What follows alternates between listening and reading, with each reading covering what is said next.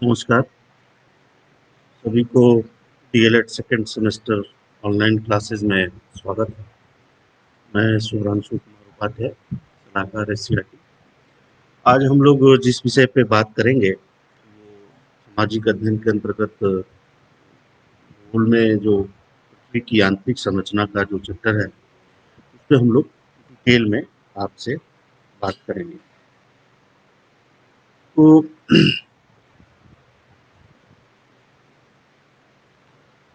जैसा कि इस चित्र में भी दिख रहा है, इसको हम लोग और एक्सप्लेन करेंगे। तो पृथ्वी की जो आंतरिक संरचना है वो समय समय पर विभिन्न वैज्ञानिकों ने उसकी खोज की। पृथ्वी की आंतरिक संरचना के संगठन क्या है, उसका घटक क्या है, कौन कौन से एलिमेंट्स हैं उसमें, किसकी कितनी मात्रा है, क्या घनत्व है। तो अगर इसको हम इस तरह से समझने की कोशिश करें कि विभिन्न पहलुओं के बारे में हमने बहुत सारी जानकारी एकत्रित संग्रहित कर ली है, लेकिन पृथ्वी का जो अन्वेषण और सर्वेक्षण करने के साथ भी हम नक्शा भी बना सकते हैं। वैज्ञानिकों ने चट्टानों का भी विश्लेषण किया है, किंतु पृथ्वी के जो आंतरिक भाग के संदर्भ में प्रत्यक्ष अवलोकन नहीं किए जा सकते। ये कुछ साक्ष्यों के आधार पर हम समय समय पर विभिन्न धारणाओं को प्रस्तुत करते हैं और इस पे अभी भी अनवरत खोज जारी है। बहुत सारे ऐसे साइंटिस्ट इस पे लगे हुए हैं कि पृथ्वी के आंतरिक भाग की क्या क्या उसके संगठन है, क्या कौन कौन सी घटनाएं होती हैं, कैसे क्या होता है। इसमें बहुत डिटेल में लोगों ने अध्ययन भी किया है, समय समय पर इसकी जानकारी भी आती रहती है और इसमें विभिन्न अध्ययनों के आधार पर बहुत सारे परिवर्तन भी किए जाते हैं। जैसा कि हम सब जानते हैं कि पृथ्वी की भीतरी परत जो है वो 6000 किलोमीटर से भी अधिक गहरी है। यानी कि पृथ्वी की जो त्रिज्या है, अगर सेंटर से हम उसको लें तो करीब 6000 से 6300 कुछ किलोमीटर की गहराई है। जब प्रत्यक्ष अवलोकन संभव नहीं होता है, इतनी गहराई तक नीचे जाना, ये अभी तक ये संभव नहीं हो पाया है। बहुत हद तक हम लोगों ने कुछ किलोमीटर तक ही लोगों ने जा करके या और भी बहुत सारे इंस्ट्रूमेंट की सहायता से, जो भूवैज्ञानिक हमारे हैं, जियोलॉजिस्ट हैं, जियोफिजिस्ट हैं, इन लोगों ने इस तरह के बहुत सारे अध्ययन किए। तो विभिन्न अप्रत्यक्ष प्रमाणों पर हमको निर्भर होना पड़ता है कि जब हम पृथ्वी की आंतरिक संरचना के अध्ययन के बारे में बात करते हैं तो जो भी इनडायरेक्ट एविडेंस है, जो उनके आधार पर हम बहुत सारे निष्कर्ष को निकालते हैं। भूकंप और ज्वालामुखी से पृथ्वी की आंतरिक संरचना के बारे में भी जानकारी प्राप्त की जाती है। अक्सर हम भूकंप पृथ्वी के आंतरिक भाग में दबे रहस्यों को उजागर करते हैं और ज्वालामुखी पृथ्वी की गहराई में स्थित तत्वों को धरती की सतह पर उगल देती है।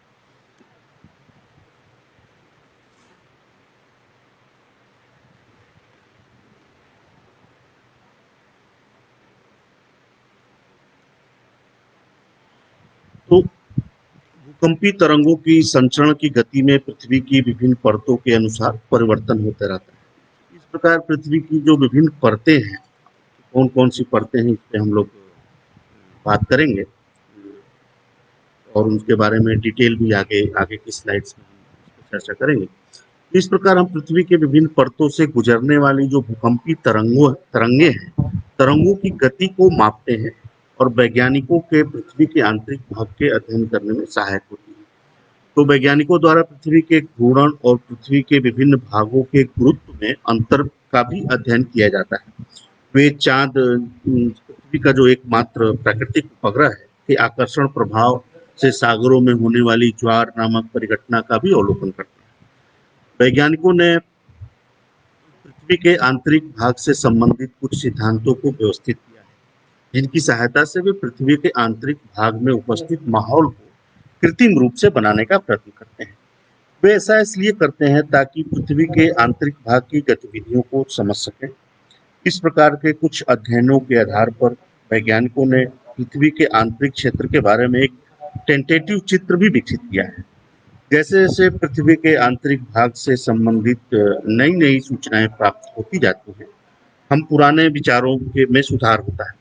तो विज्ञान, पृथ्वी का जो विज्ञान है आंतरिक संरचना को लेकर के, जिसमें जियोलॉजी के साइंटिस्ट, जियोफिजिक्स बहुत सारे शोध और अध्ययन करते रहते हैं। तो जैसे-जैसे हम नए ज्ञान को प्राप्त करते हैं, तो पुरानी जो धारणाएँ हैं, अवधारणाएँ हमारी बनी हुई हैं, उसमें हम सुधार भी करते जाते हैं। अभी भी बहुत ऐसा वास्ट एरिया बचा हुआ है जिसके बारे में हम में अभी तक बहुत ठोस कुछ ज्ञात नहीं। कुछ परिणामों की सत्यता को लेकर भी कभी-कभी डाउट्स भी होते हैं, फिर उसमें एक्सपेरिमेंट चलते हैं, फिर एक नए तथ्य की खोज होती है। उदाहरण के लिए जैसे हम पृथ्वी की परतदार संरचना और पृथ्वी की आंतरिक कोर का ठोस होना हम लोगों ने अभी एक्सेप्ट कर लिया है। किंतु अभी भी कुछ सिद्धांत पूर्णतः स्वीकारे नहीं गए हैं और ये नए ज्ञान द्वारा सत्यापन की प्रक्रिया से में गुजरते हैं। अब हम इस चित्र के माध्यम से आपको बताने की कोशिश करेंगे, जैसा कि हमने पहले भी कहा है कि पृथ्वी की जो संरचना वो परतदार है, यानी कि जो 3 प्रमुख परतें हैं, उनसे मिलकर के हमारी पृथ्वी बनी हुई है। जो सबसे ऊपरी परत है जिसको हम भूपटल और या क्रस्ट कहते हैं, उसके बाद मैंटल जिसको प्रवार भी कहते हैं, और प्रोड जो तीसरी जो परत है वो प्रोड है, जो सबसे अंदर की जो परत है। तो ये जैसा इस चित्र में आप स्पष्ट रूप से देख रहे होंगे कि 3 प्रमुख परतों में हम लोगों ने पृथ्वी की जो परत है वो 3 प्रमुख भागों में विभाजित है। और इनके जो संगठन है रासायनिक केमिकल कंपोनेंट्स के आधार पर, तापमान के आधार पर और घनत्व के आधार पर इनका जो विभाजन किया जाता है और इसके अंदर होने वाली जो संक्रियाएं होती हैं उसके आधार पर इन परतों को विभाजित करते हैं।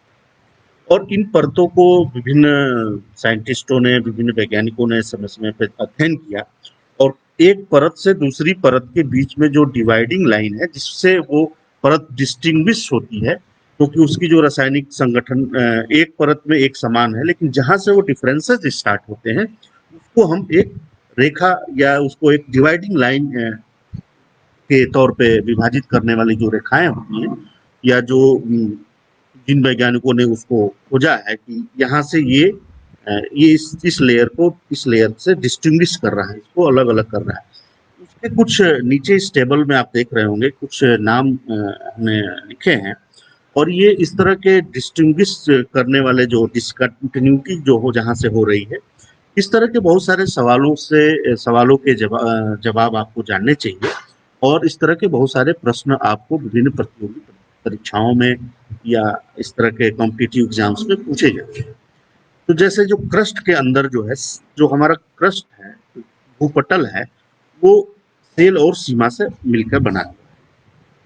ये सेल और सीमा जो है सिलिकॉन, एल्युमिनियम है, मैग्नीशियम है, ये इनके एलिमेंट्स इन मेजॉरिटी में ये एलिमेंट्स पाए जाते हैं। तो क्रस्ट के अंदर जो एक डिस्टिंग्विश जो कहाँ तक सेल है और कहाँ के बाद जो सिलिकॉन एंड मैग्नीशियम होता है, तो उसको जो डिवाइडिंग करने के लिए हम डिस्टिंग्विश करते हैं वो उस रेखा को हम कोनार्ड डिसकंटिन्यूटी कहते हैं। तो with in a crust Konrad discontinuity होती है, ये बात को आपको जानना चाहिए। फिर जब हम लोअर क्रस्ट और अपर मेंटल, क्रस्ट का जो निचला भाग है और मेंटल का जो ऊपरी भाग है, तो क्रस्ट और मेंटल को डिवाइड करने के लिए एक साइंटिस्ट थे जिनका नाम मोहरविक था, उनके नाम पर इस डिसकंटिन्यूटी का नाम पड़ा है मोहरविक डिसकंटिन्यूटी। इसको मोहो के नाम से भी जानते हैं। इसी तरह से जब हम और नीचे आते हैं तो लोअर और आउटर मेंटल, मेंटल का जो लोअर पार्ट और मेंटल का जो अपर वाला पार्ट है, लोअर एंड आउटर मेंटल के बीच का जो डिवाइडिंग लाइन है उसको हम रिपीटिव डिसकंटिन्यूटी कहते हैं। इसी तरह से और हम जब नीचे जाते हैं तो लोअर मेंटल और आउटर कोर के बीच में विचर्ड गुटेनबर्ग डिसकंटिन्यूटी और आउटर और इनर कोर के अंदर जो डिसकंटिन्यूटी है वो लेहमन डिसकंटिन्यूटी। तो ये जो डिसकंटिन्यूटी है ये प्रमुख रूप से 5 हैं। तो बहुत सारे प्रश्न पूछे जाते हैं कि क्रस्ट के अंदर सेल और सीमा को विभाजन करने वाली रेखा का क्या नाम है। ये सारे ऑप्शंस भी दिए जाते हैं। एक ही अगर बहुविकल्पीय प्रश्न है तो इस तरह की बातों को, इस बारीकियों को आपको जानना जरूरी है। तो अब हम बात करेंगे एक-एक जो परत है, एक-एक जो डिवाइडिंग है पृथ्वी के अंदर क्रस्ट, मैंटल एंड कोर, इस पर हम एक-एक पे पुनः डिटेल में आपसे बातचीत करेंगे। तो हम सबसे पहले बात करते हैं जो भूपटल है, क्रस्ट। तो पृथ्वी की बाहरी सतह भूपटल या पर्टी कहलाती है और यह परत अन्य सभी परतों से पतली होती है। और भूपटल की मोटाई महाद्वीपीय क्षेत्रों में लगभग 30 किलोमीटर तक और महासागरों में लगभग 10 किलोमीटर तक हो सकती है। यानी कि जो हमारी पृथ्वी की सतह पे जो संरचनाएं हैं, महासागर है और लैंड मास है। तो जो महासागरों में इस पटल की जो मोटाई है वो कम है लैंड मास की तुलना में। यानी कि जहाँ पे जो लैंड वाला पार्ट है पृथ्वी का, वो वहाँ पे भूपटल जो है वो ज्यादा मोटी है। महासागरों में जो का जो तल है, तल के नीचे जो पट्टी है वहां पे वो उसकी मोटाई यह परत पृथ्वी के संपूर्ण द्रव्यमान का करीब 0.5% हिस्सा रखती है। और पृथ्वी का सबसे बाहरी परत यानी भूपटल मुख्यतः बेसाल्ट और ग्रेनाइट, ये बेसाल्ट और ग्रेनाइट से बनी होती है। यह परत आंतरिक परतों की अपेक्षा अधिक ठंडी और कठोर होती है।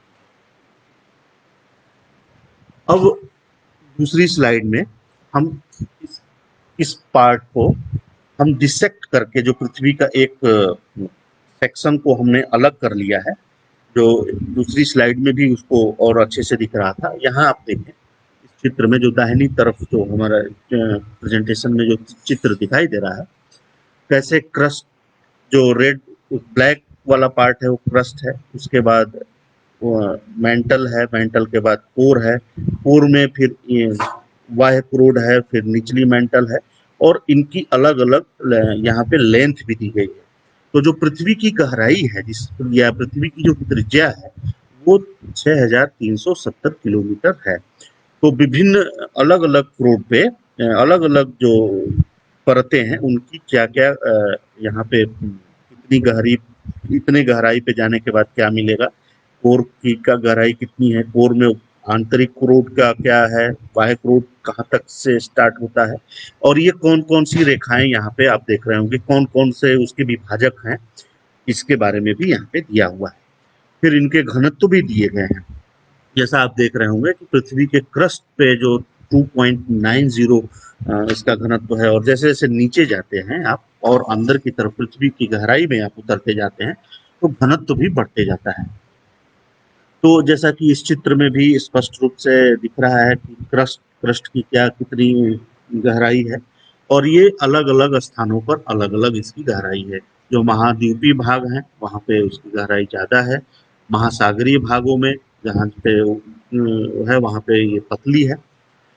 तो पृथ्वी की जो भूपटल परत है वो जीवमंडल, जलमंडल और वायुमंडल को सजे हुए। ये जो तीन प्रमुख मंडल हैं, जीवमंडल, जलमंडल और वायुमंडल, ये पृथ्वी का जो स्थल मंडल है, भूपटल जहाँ पे है, इससे मिल करके इसी के ऊपर सारी ये गतिविधियां हो रही हैं। तो पृथ्वी पर जीवन रूप से भूपटल की गहराई से निचले वायुमंडल तक फैले हुए जीवमंडल क्षेत्र में विद्यमान है। लगभग 1000 किलोमीटर की ऊंचाई तक पृथ्वी के चारों ओर गैसों का घेरा है, जिसे हम वायुमंडल कहते हैं। वायुमंडल जलमंडल को समुद्रों, सागरों, झीलों, हिमनदों आदि स्रोतों सहित धरती की सतह पर उपलब्ध समस्त जल क्षेत्र के रूप में परिभाषित किया जाता है। ये सारी बातें हमने डिटेल में पूर्व की कक्षाओं में आपके साथ साझा की है। स्थलमंडल, जलमंडल, जीवमंडल, वायुमंडल, इसके बारे में डिटेल में हम लोगों ने बातचीत कर ली। तो अब महासागरीय और महाद्वीपीय भूपटल और उनके संगठन, घनत्व और मोटाई के अनुसार भिन्न भिन्न है। तो जैसा कि हमने कहा कि महासागरीय भूपटल अपेक्षाकृत नवीन है और इसका कोई भी हिस्सा 20 करोड़ वर्ष से अधिक पुराना नहीं है। तो महासागरीय भूपटल का निर्माण प्रवार के पदार्थों से लंबी दरारों, रिफ्ट, जिनके फैलते कटक या पर्वत श्रेणियां से के लिए जाना जाता है, के भीतर लगातार होता रहता है। जैसा कि हमने जब माउंटेन वाला कक्षा जिसमें पहाड़ों के बारे में बात की थी, हिमालय, तो मैंने एक बात कही थी कि समंदर के अंदर भी बहुत सारे रिज हैं, बहुत सारे रिफ्ट हैं, बहुत सारे चेन ऑफ माउंटेन की एक बड़ी श्रृंखलाएं हैं। तो उसकी सतह से और उनकी ऊंचाई अगर हम पृथ्वी के समंदर के तल से और पानी के ऊपर की ऊंचाई और नीचे की ऊंचाई तक पूरी ऊंचाई को देखें तो ऐसे ऐसे भी पहाड़ हैं जिनकी ऊंचाई माउंट एवरेस्ट से भी ज्यादा है। तो एक पहाड़ों की अच्छी श्रृंखलाएं, बहुत सारी श्रृंखलाएं, बहुत सारे रिज, बहुत सारे तो आपको महासागरों में भी मिलते हैं और वहाँ पे भूकंप भी आते हैं, जिससे ज्वालामुखी के भी बहुत सारे उद्गार होते हैं, बहुत सारे एक्टिव ज्वालामुखी भी हैं। लास्ट में हम ज्वालामुखी के बारे में भी आपसे बातचीत करेंगे। तो इस तरह की बहुत सारी जो आकृतियां हैं, भौतिक आकृतियां हैं, वो विविधता लिए हुए हैं। पृथ्वी के ऊपर बहुत सारी ऐसी आकृतियां हैं, बहुत सारी भू आकृतियां हैं जिनके बारे में हम अभी बहुत सारी चीजों को नहीं जानते हैं। तो एक महासागर के अंदर विशाल क्षेत्र में फैली हुई ऐसी आकृतियां हैं, विशाल क्षेत्र है महासागरों का, उसके तल की बनावट, उसके अंदर नीचे महासागर की बनावट, उसके अंदर जो भौतिक आकृतियां हैं उसकी भिन्न आकृतियों से मिलकर बना है। पहाड़ हैं, रिज हैं, रिफ्ट हैं। तो इस तरह के बहुत सारे जो भू आकृतियां हैं वो महासागरों में फैली हुई हैं। तो भूपटल के कुल द्रव्यमान का केवल 30% भाग ही रखने वाला महासागरीय भूपटल पृथ्वी सतह का लगभग 61% भाग घेरे हुए है। ये बात यहाँ पे जानना आपको बहुत जरूरी है। और जो पृथ्वी के कंपोनेंट्स हैं, जो विभिन्न 3 परतें हैं, उनके बारे में जानिए। कौन सी परत, किस परत के बीच में कौन सी डिवाइडिंग लाइन है, उसके क्या नाम है, उनके घनत्व क्या है, कितनी गहराई के बाद मेंटल स्टार्ट होता है, कितनी गहराई के बाद कोर स्टार्ट होता है, पृथ्वी की त्रिज्या कितनी है। ये सारे कुछ सवाल हैं जिनके प्रश्नों के उत्तर आपको अपने जो रेफरेंस बुक हैं और भी बहुत सारी प्रतियोगी परीक्षाओं के लिए जो किताबें हैं उसमें डिटेल में मिलते हैं और इस तरह के बहुत सारे सवाल भी आपसे पूछे जाते हैं।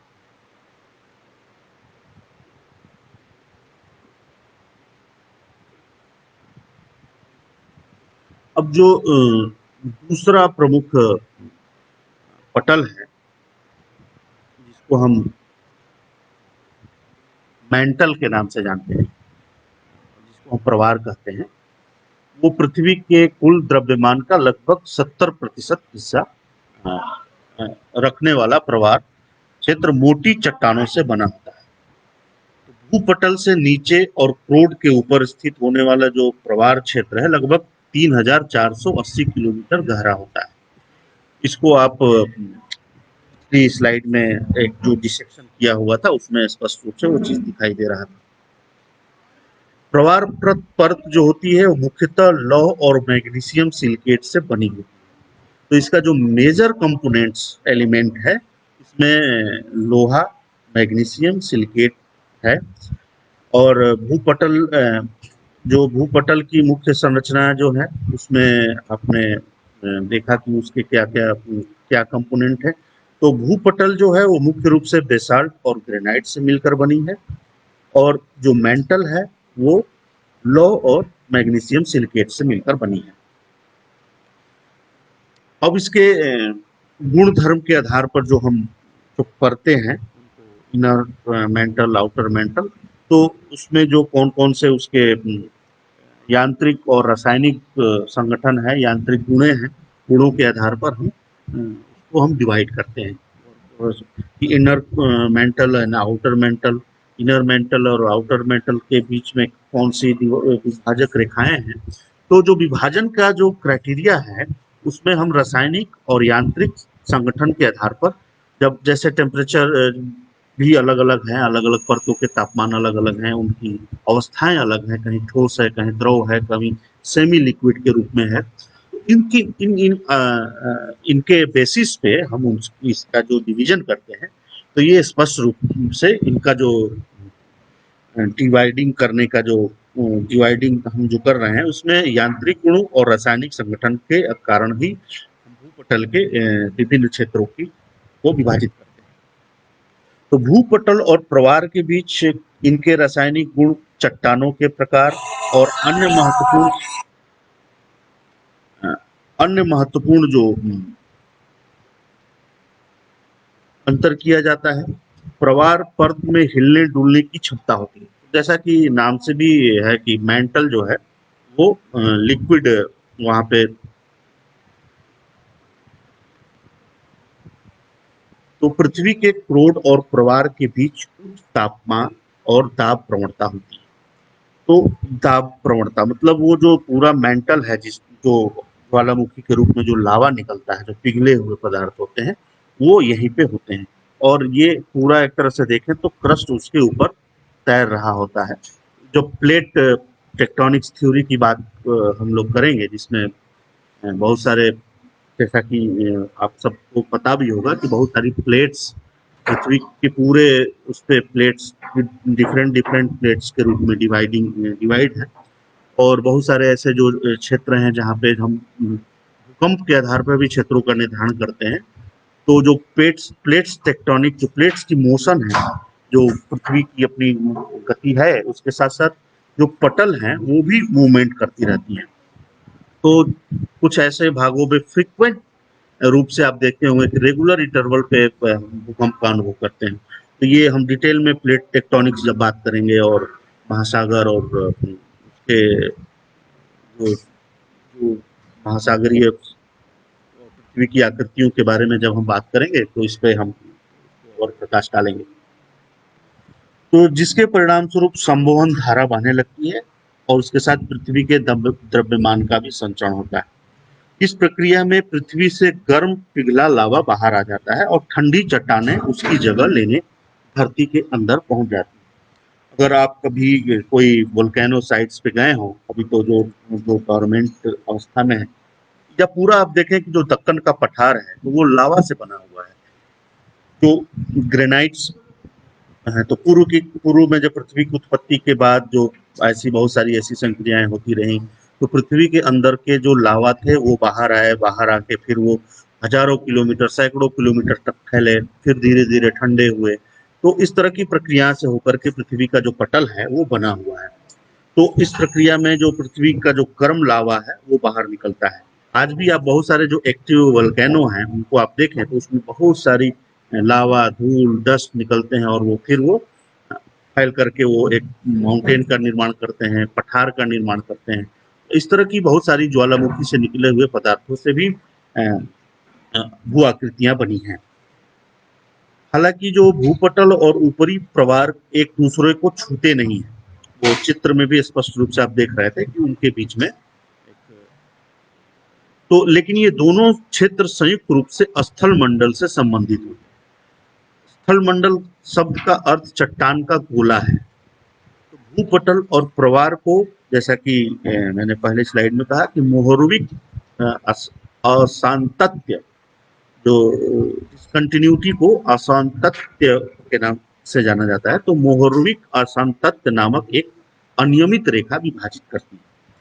तो इस रेखा का नामकरण जो है ये क्रोएशिया के भौतिकविद थे एंड्रियो मोहोरोविच, 1857 से लेकर 1936 तक इन्होंने काम किया है। और यह रेखा रासायनिक संगठन में महत्वपूर्ण और तीव्र परिवर्तन को चिन्हित करती है। तो इसको मोहर रेखा भूपटल और प्रवार के मध्य स्पष्ट सीमा बनाती है।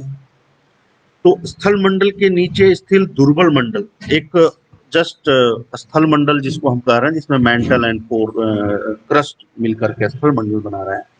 तो इसके नीचे एक दुर्बल मंडल होती है जिसको एस्थनोस्फीयर या दुर्बलता गोलक, स्फीयर ऑफ वीकनेस कहला भी एक क्षेत्र होता है। तो क्रस्ट और मेंटल के नीचे जो है एक एस्थनोस्फीयर जो होता है, जिसको, और उसका में जो चट्टान और तापमान के पिघलने के लिए आवश्यक तापमान जितना अधिक होता है, मतलब वहाँ का तापमान इतना होता है कि वहाँ पे चट्टाने जो हैं वो पिघल जाएं।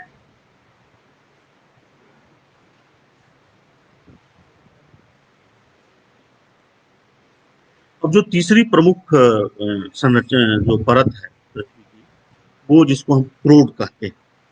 तो बाहरी क्रोड मुख्यतः निकिल और लौह के मिश्र धातुओं से बनी है, जिसको हम निफ NiFi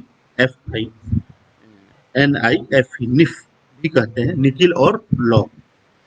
मिश्र धातुओं से और भीतरी क्रोड अधिकतर लौह तत्वों के यौगिकों से मिलकर बनी होती है। ऐसा माना जाता है कि पृथ्वी का जो चुंबकीय क्षेत्र है वो बाहरी तरल क्रोड से नियंत्रित होता है और क्रोड परत की कुल मोटाई लगभग 3500 किलोमीटर मानी जाती है। तो जो क्रोड के जो भाग हैं वो मुख्य रूप से तीन भाग हैं। आंतरिक क्रोड, बाहरी क्रोड और आंतरिक और बाहरी क्रोड के मध्य में स्थित संक्रमण क्षेत्र। तो हम एक-एक करके इन पे बात करेंगे। तो बाहरी क्रोड की मोटाई लगभग 1600 किलोमीटर से अधिक होती है। ऐसा माना जाता है कि बाहरी जो क्रोड है वो तरल अवस्था में होता है। लेकिन 1987 में संयुक्त राज्य अमेरिका के कैलिफोर्निया इंस्टीट्यूट ऑफ टेक्नोलॉजी के वैज्ञानिकों ने कंप्यूटर की सहायता से बाहरी क्रोड का एक नक्शा तैयार किया था और इस नक्शे से यह पता चला कि क्रोड एक समान गोल सतह के रूप में नहीं है, बल्कि इसमें हजारों किलोमीटर तक फैली विशाल चोटियां और घाटियां होती हैं, जिनकी लंबवत ऊंचाई 3 से 10 किलोमीटर तक हो सकती है। तो ये अध्ययन कैलिफोर्निया इंस्टीट्यूट ऑफ टेक्नोलॉजी के वैज्ञानिकों ने किया। इससे और भी बहुत सारे अध्ययन हो रहे हैं। बहुत सारे ज्ञान भी समय समय पर इसमें कड़ियाँ जुड़ती जाती हैं। तो आंतरिक क्रोड की बात करें तो आंतरिक क्रोड की जो मोटाई है लगभग 1300 किलोमीटर होती है। तो इस बात के पर्याप्त प्रमाण है कि पृथ्वी के आंतरिक क्रोड ठोस अवस्था में होती है। ये बात जानना महत्वपूर्ण है। इसको बहुत सारे वैज्ञानिकों ने बहुत सारे स्टडी में इसको प्रूव किया है। पृथ्वी की जो आंतरिक क्रोड का जो स्ट्रक्चर है वो सॉलिड है। अब इसी से जुड़ी हुई जो एक महत्वपूर्ण बात है ज्वालामुखी, उसके बारे में हमने पहले पूर्व की कक्षाओं में भी डिटेल में बात की, लेकिन यहाँ पे भी हम थोड़ा सा प्रकाश डालेंगे। तो जैसा कि मैं कह रहा था कि प्लेट टेक्टोनिक्स की थ्योरी है, इसको टूजो विल्सन नाम के कनाडा के एक जियोलॉजिस्ट ने सिद्धांत का प्रस्तुतिकरण 1965 में किया, जिसको हम विवर्तनिक सिद्धांत भी कहते हैं। इस सिद्धांत के अनुसार जो स्थल मंडल जो है वो विवर्तनिक प्लेटें कहलाने वाली छोटी प्लेटों में टूटा हुआ है। कौन कौन सी प्लेटें हैं? अलग अलग देशों के नाम पे इनकी प्लेटें हैं। प्रमुख रूप से 7 प्लेटें जो बड़ी प्लेट्स हैं उसको वो 7 प्लेटें हैं। कौन कौन सी प्लेटें हैं इसको आप टेक्स्ट रेफरेंस बुक या टेक्स्ट बुक में पता करिए, खोजिए कौन कौन सी प्लेटों से पूरा हमारा जो स्थल मंडल बना हुआ है। इसके अलावा बहुत सारी सब प्लेट्स भी हैं, छोटी स्मॉल प्लेटें हैं, उनका भी बहुत बड़ा बृहद क्षेत्र है। तो छोटी प्लेटों में टूटा हुआ है। ये प्लेटें एक दूसरे के अलावा प्रवाह के सापेक्ष भी धीमी धीमी गति करती रहती है। जैसा कि प्लेट टेक्टोनिक जो थ्योरी है इसने इस बात का प्रमाण दिया कि जो प्लेट्स हैं वो बहुत स्लोली वो मूव करती है, सरकती है। ऐसा माना जाता है कि इन प्लेटों के बीच नीचे की जो परत के आंशिक तरल रूप में होने से ये प्लेटें गतिमान होती हैं, जैसा कि मैंटल के ऊपर ये फ्लोट हो रही है। इस परत को दुर्बल मंडल जो एथनोस्फीयर कहा जाता है, यह माना जाता है कि यह सीधे भूपटल के नीचे विद्यमान न होकर प्रवाह के ऊपर और भूपृष्ठ से करीब 70 से 260 किलोमीटर नीचे स्थित होती है। स्थल मंडल के नीचे स्थित प्रवार क्षेत्र रासायनिक रूप से चट्टानों की भांति ही होते हैं, किंतु ऊष्मा और दाब के द्वारा इसमें स्थायी परिवर्तन होने के कारण इसे स्थल मंडल का हिस्सा नहीं माना जाता। जैसा कि आप जान रहे हैं कि नीचे में प्रेशर इतना ज़्यादा है, टेम्परेचर इतना ज़्यादा है, तो इसके वजह से जो हमारी रॉक्स हैं, जो चट्टाने हैं, जो हमने जान देखा आपने कि विभिन्न विभिन्न स्तर पर जो परतें हैं उनका जो कंपोजिशन है, उसमें जो एलिमेंट्स हैं, due to temperature and high pressure उसकी जो रासायनिक संगठक है, उसके जो भौतिक यांत्रिक उसके जो विवरण है उसमें परिवर्तन होते रहते हैं और बहुत सारी इस तरह की चीजें अनवरत चलती रहती है।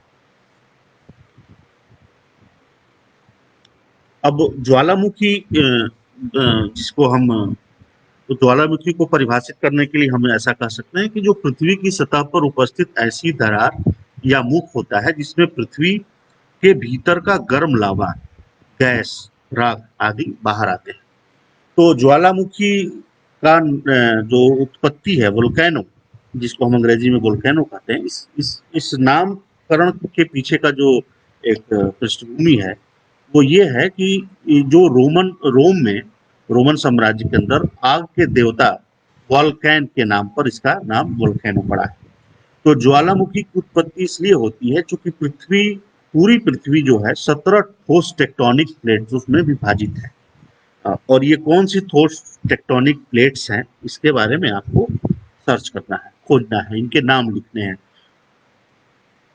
इस कारण से ज्वालामुखी का उद्भव होता है। वस्तुतः ज्वालामुखी की उद्भव वही होता है जहां पे दो प्लेट या तो एक दूसरे के विपरीत या एक दूसरे की तरफ सरकती हैं। हेड ऑन कोलिजन होगा या एक दूसरे से दूर जाने वाली प्लेटें होगी या पैरेलल जो प्लेटें चलती। ऐसे जो पृथ्वी पे धरातल पे चिन्हित क्षेत्र हैं, अगर आप देखें तो पैसिफिक ओशन में रिंग ऑफ फायर के नाम से एक क्षेत्र है, जो अभी वो पूरा पैसिफिक रीजन जो जापान, फिलीपींस और इस तरह का जो क्षेत्र है, वहां पे फ्रिक्वेंट अर्थक्वेक्स आते रहते हैं। तो क्यों आते हैं? क्योंकि वहां पे जो प्लेट्स है वो बहुत ज्यादा उसका मूवमेंट है, इसकी वजह से फ्रिक्वेंट ट्रिमर और हमारे अर्थक्वेक हम अनुभव करते हैं। इसी कारण से ज्वालामुखी का उद्भव होता है। वस्तुतः ज्वालामुखी की उद्भव वही होता है जहां दो प्लेट या तो एक दूसरे के विपरीत या एक दूसरे की तरफ सरकती है। हवाई द्वीप पर मौजूद मोना लोआ इस ग्रह पर सबसे बड़ा ज्वालामुखी। संयुक्त राज्य अमेरिका में सेंट हेलेंस सबसे सक्रिय ज्वालामुखी है, एक्टिव ज्वालामुखी। मंगल ग्रह पर ओलंपस मॉन्स और सौर मंडल में सबसे बड़ा ज्वालामुखी। ये यहाँ पे हम तीन प्रमुख बातें आपको बताई कि हवाई द्वीप पर मौजूद मोना लोआ इस ग्रह पर सबसे बड़ा ज्वालामुखी है, यानी कि पृथ्वी की सबसे बड़ा ज्वालामुखी जो है वो मोना लोआ है, जो हवाई में है, संयुक्त राज्य अमेरिका में। संयुक्त राज्य अमेरिका में सेंट हेलेंस सबसे सक्रिय ज्वालामुखी, यानी most active volcano is Saint Helens. सबसे बड़ा ज्वालामुखी जो बहुत बड़े बृहद क्षेत्र में फैला हुआ है वो मोना लोआ है। और इस सौर मंडल में सबसे बड़ा जो वोल्केनो है जो मंगल ग्रह पर है, इसको ओलंपस मॉन्स कहते हैं। तो ये तीन वोल्केनो हैं जिनको, तो ये एक तरह से बहुत ही महत्वपूर्ण प्रश्न है, इसको आपको जानना चाहिए। और इनका जो हम डिवाइड करते हैं ज्वालामुखी को विभिन्न प्रकार के रूप में, तो इनका प्रकार का विभाजन जो है वो मुख्य रूप से इनके एक्टिवनेस के आधार पर है। तो और ये जो फ्रीक्वेंसी है, किस आवृत्ति पर ये ज्वालामुखी का उद्गार होता है। तो जैसे जो ज्वालामुखी सक्रिय ज्वालामुखी कहलाते हैं, जिनमें लावा, गैस या विखंडित पदार्थ सदैव निकलते रहते हैं, आज भी वो एक्टिव है, जागृत अवस्था में, ऐसे ज्वालामुखी को हम सक्रिय ज्वालामुखी कहते हैं। वर्तमान में विश्व के जागृत ज्वालामुखियों की संख्या 500 के लगभग बताई जाती है। इनमें प्रमुख हैं इटली के एटना और स्ट्रोम्बोली ज्वालामुखी, जो मोस्ट एक्टिव जागृत, आज भी इनको हम देख सकते हैं। और अभी कुछ सालों पहले आपने देखा, न्यूज में भी सुना होगा कि ज्वालामुखी के निकलने से इतना राख, डस्ट, और जिसकी वजह से पूरा जो वायु यातायात है वो बहुत प्रभावित हुआ था पूरा यूरोप में। डस्ट और धूल की वजह से बहुत सारे, 1 साल 2 साल पहले इस तरह की एक घटना न्यूज में आई थी। आज भी इन क्षेत्रों में एक्टिव है, जहाँ पे वहां पे लावा, राख, धुएं, डस्ट आज भी आप देख सकते हैं। तो जो स्ट्रोम्बोली ज्वालामुखी जो है वो मेडिटेरियन सी में सिसिली एक द्वीप है के उत्तर में लिपारी द्वीप पर स्थित है। सिसिली के उत्तर में लिपारी द्वीप पर स्थित है। इससे सदैव प्रज्वलित गैस निकला करती है और इसके आसपास का जो भाग है वो प्रकाशमान रहता है। इसके कारण इसको हम भूमध्य सागर का लाइट हाउस कहते हैं, प्रकाश स्तंभ कहते हैं। जैसे महासागरों सागरों में ये जो यातायात को कंट्रोल करने के लिए लाइट हाउस बनाए जाते हैं, उनको उस लाइट को देख करके जहाजों का आवागमन होता रहता है। तो उसी तरह से ये नेचुरल मेडिटेरियन सी में इस तरह के ज्वालामुखी निकलते हैं, तो इसको हम प्रकाश स्तंभ कहा जाता है। कुछ ज्वालामुखी उद्गार के बाद शांत पड़ जाते हैं तथा उन्हें पुनः उनके उद्गार के लक्षण नहीं दिखते हैं, पर अचानक उनमें विस्फोट या शांत उद्भेदन हो जाता है। ऐसे ज्वालामुखी को हम प्रसुप्त ज्वालामुखी कहते हैं। ये जो दूसरे प्रकार है, दूसरे प्रकार की ज्वालामुखी। तीसरा जो है वो शांत ज्वालामुखी है, जो विगत कई हजार वर्षों में ऐसा कोई प्रत्यक्ष प्रमाण जहाँ नहीं मिला है कि ये ज्वालामुखी अभी भी उद्गार होने की इसके संभावना है। ऐसे ज्वालामुखी को हम शांत ज्वालामुखी या जहाँ पे उद्गार पूर्णतया समाप्त हो जाता है और इसके मुख में जल आदि भर जाता है। इससे बहुत बड़ी झीलों का भी निर्माण होता है, जिसको वोल्केनिक लेक, तो जो वोल्केनों के द्वारा बने हुए गड्ढों में पानी भरने की वजह से बहुत बड़ी-बड़ी झीलें बन जाती हैं। तो इस तरह के बहुत सारे ऐसे फीचर्स भी क्रिएट होते हैं। तो इस प्रकार हमने आज पृथ्वी की आंतरिक संरचना और ज्वालामुखी के बारे में बात की। इससे जुड़े हुए जो पृथ्वी की आंतरिक संरचना के का चित्र आपको बनाइए, उसके विभिन्न परतों के बारे में विस्तार से लिखिए, कौन सी विभाजक रेखाएं हैं। तो इस तरह के बहुत सारे जो सवाल हैं, इनके उत्तर आपको खोजने हैं। इसी के साथ बहुत बहुत धन्यवाद आपका। फिर हम अगली कक्षा में किसी नए विषय पर बात करेंगे। Thank you very much.